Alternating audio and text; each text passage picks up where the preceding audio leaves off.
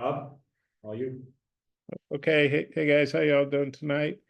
Um, hey Uh, TJ, you got to play last year, had a pretty solid freshman year, but this year you're getting to start, and I know you had 12 tackles the other day, and Yes, uh, sir. you're just wondering what do you think you did to win that starting job, and just what's it like being a starter as a sophomore? Really, I just, continue to put the work in, continue to believe in myself, had that chip on my shoulder, that same grit I came in with, never losing faith and just going out there every day, trying to, get the starting job. And, that's what I did. Well, I guess when did you find out you were starting at UAPB? Did you find out like right before the game, or was that settled during the week, or how'd you find out? When did you find out? Really, I had a feeling. In my head, I knew what I was going to go out there and do, but at the same time, just building more reps with the starting group with the ones. Eventually, he just named me the starter, so that was that. How'd that feel when you knew you were starting the opener? It felt great. All last year I had the mentality of like every time I'm on the field, I'm a starter. Coach T. Will always say we got standards, not starters. So I just, uphold the standard every day, and great things are gonna happen. So.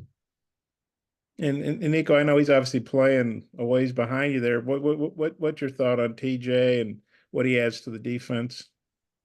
I think he's just a hard player. He's gonna go 110% no matter what. I remember he came in as a freshman and he didn't really know that much, but now it's a big difference. And I think everybody in college football know that TJ Metcalf, he gonna be one of the ones. Okay, I got a few more, but I'll turn it back to Oliver. Thanks, guys. Go for it, Trey. Yeah, TJ, on that topic about you not knowing anything last year, with your brother here now, does he know anything? And how much wisdom have you been able to impart on him about what the college game is like? Oh yeah, my brother very advanced. He very physical when it comes to block destruction and stuff like that. And we just got a nick for the game. I feel like me coming in last year, his man-to-man skills, I ain't gonna say a lot better, but he can cover somebody up. But he been doing a great job. Hopefully he get in the game UAB and just show people he can play. Thoughts on for both you guys on UAB personnel or things that they like to do. What do you see from the Blazers? Really, they got I guess a couple quick guys. I don't think they're gonna beat us on the perimeter. I know especially in the run game, they're not gonna beat us. We're gonna shut all that down on the edge with Nico and Landon, Anton, all them guys, and especially in the interior. We got Cam and EG. I think we're gonna shut them out. So. Nico, any thoughts? I think they're a pretty good team. I think if we go out there and play the brand of football we know how to play, I think we could just dominate those guys and just play our brand of football, honestly. I was wondering, Trent Dilfer is the coach over there. He was a Super Bowl winning quarterback. You guys are pretty young. Yeah, Any idea or thought? Nobody ever told you about Trent Dilfer? nah. Nah, I heard him. I never really watched him. If he ain't play for the Saints, I don't know him. Okay. All right. Thanks, guys. Tom, all you. All right, Nico, Falcons fan here, man. So we're gonna play twice this year. All right. We were talking to Coach Pittman yesterday about what next level stuff for the defense. The scheming was great last week, but next level is more pressure and turnovers. Can you maybe talk about if that's an emphasis this week? Yes, sir. Definitely emphasis. I think just rushing the quarterback more, getting our hands up, trying to rip the ball out. I think just playing physical with just more turnovers is gonna help us a lot and help the offense a lot in the long run. Yeah, TJ, the turnover factor. Y'all have 1 through 2 games. Is that something coach has been talking about?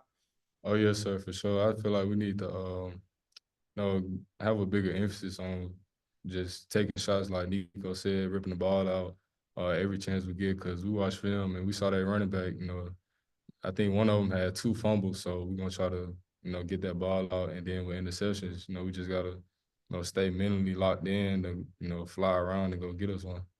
All right. And y'all have taken 2 bus rides so far. TJ, what's it going to be like getting back in front of the home folks this week? Oh yeah, it's gonna be amazing. I'm ready. I've been ready to play back in the stadium in front of our fans. So yeah, we all hyped up for it.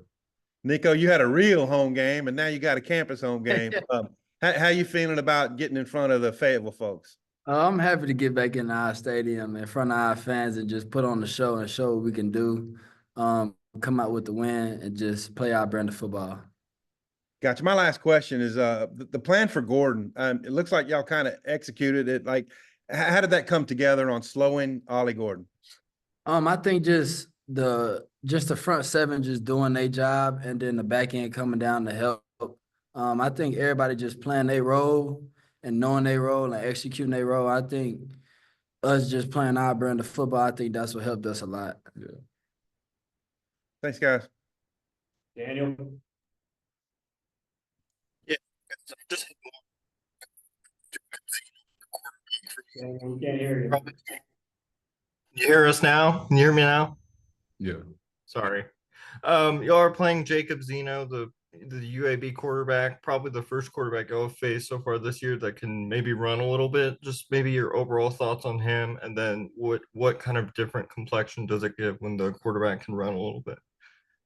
It just means us as a D line, we gotta have great rush lanes. We gotta level rush. We can't get too far up the field. We can't get too wide. We just gotta have great rush lanes and just win our one-on-one battles. Yeah. Thanks. Jackson,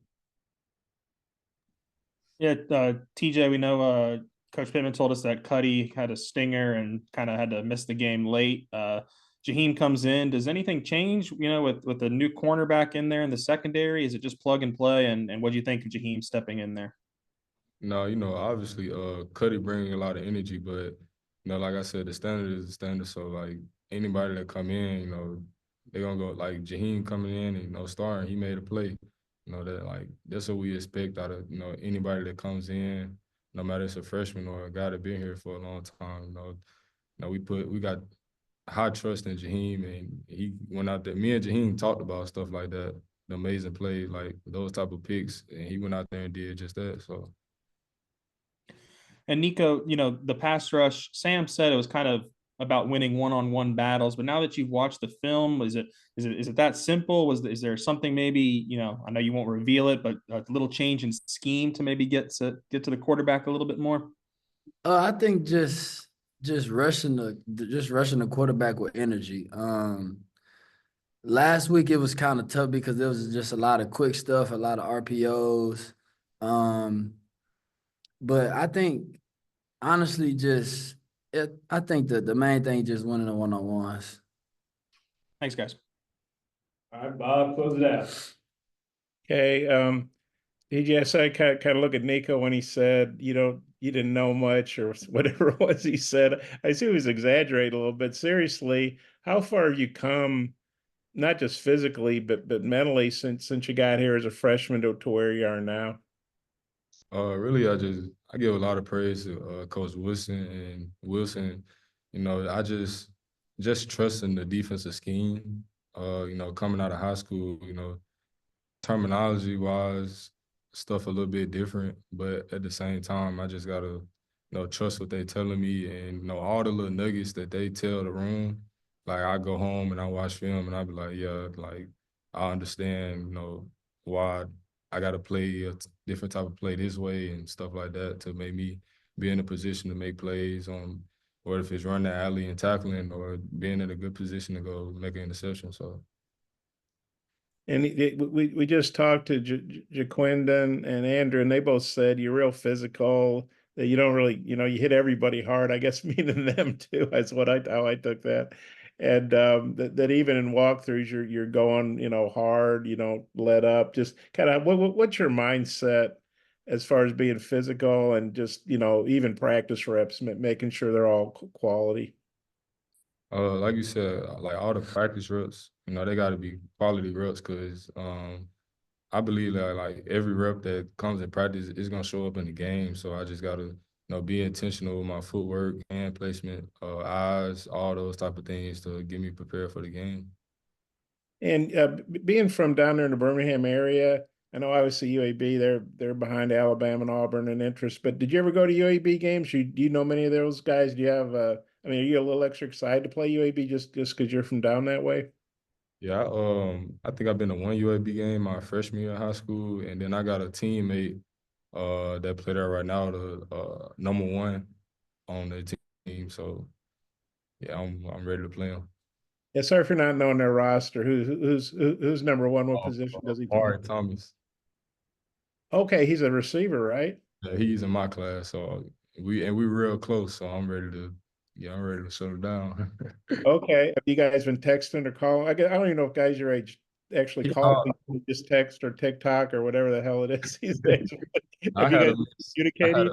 I had a missed call from him during practice, but I'm gonna hit him up after this. Are you guys doing some trash texting or talking or whatever? Nah, we not really into that. We both want to see each other succeed. So no, that's what it's gonna be. Yeah, just now on Saturday. And then Nico, I'm sure you're aware of this with the pass rush talk. Their guy Zeno got sacked 5 times. I think Monroe had 5 hurries. He threw a pick six. Even their little summary on their own website said he was under constant pressure. So I mean, what do you see from that game tape? Assuming you've watched it, and just how maybe you guys can duplicate that, or maybe do even more against him. I think if we just play our brand of football, like the D-line know how to play, rush the passer, I think we gonna get that amount of pressure, but probably even more, honestly. I think the biggest thing for this week for the D-line is just winning our one-on-ones in the pass rush game and just taking every rep and just playing 100% full speed. And then TJ, if those linemen are getting in his face and doing stuff, how much does that help you guys on the back end? Maybe be able to make some plays on some balls. Oh yeah, it helped tremendously. I know they're gonna do what they're supposed to do, and then we gonna feed them in the back end. So we just gotta have good eyes and go get us some picks. It's got one more. Sam talked about this after the game, and then again on Monday about tough loss. You did a lot of good things, just wasn't enough to win in the end. You got to flush it.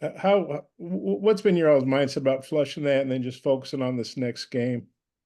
Win, lose, or draw. When it comes to the next week, we just flush everything. Just trying to get ready for the next game, because last week game don't win you or lose you the coming up week game. So I think just focusing on our next opponent and going over the film from last week and just trying to fix the little things we messed up on and just clean everything up. I think everything is gonna be good for us. TJ, you got a thought on that?